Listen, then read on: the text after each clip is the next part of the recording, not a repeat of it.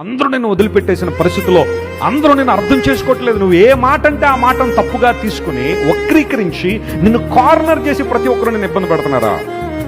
ఒంటరితనంలో నిన్ను విడిచిపెట్టకుండా ఉండే దేవుడు అంటూ ఉంటే ఆయన కేవలం నా ప్రభు అని యేసయ్య మాత్రమే. హల్లెలూయా. ఆయన నిన్ను పెనవేసుకునే విధానం చాలా గొప్పది. ఆయన నిన్ను హత్తుకునే విధానం చాలా గొప్పది. ఇమాన్యుయల్గా ఈ లోకానికి వచ్చిన దేవుడు మనకు తోడు అన్నవాడు. యుగ సమాప్తి వరకు నేను మీతో కూడా ఉంటానని వాగ్దానం చేసిన దేవుడు.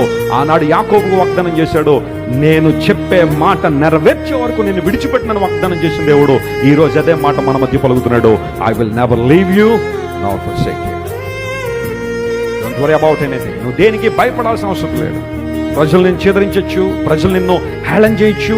నీ భక్తిని బట్టి, నీ విశ్వాసాన్ని బట్టి, నీ యొక్క సమర్పణ జీవితాన్ని బట్టి, దేవుని కొరకు నిలబడే విధానాన్ని బట్టి బహుశా కొంతమంది నిన్ను హేళన చేయొచ్చేమో, కానీ స్టాండ్ ఫర్ గాడ్. దేవుని కోసం నిలబడి నీ జీవితంలో అద్భుతాలు జరుగుతాయి.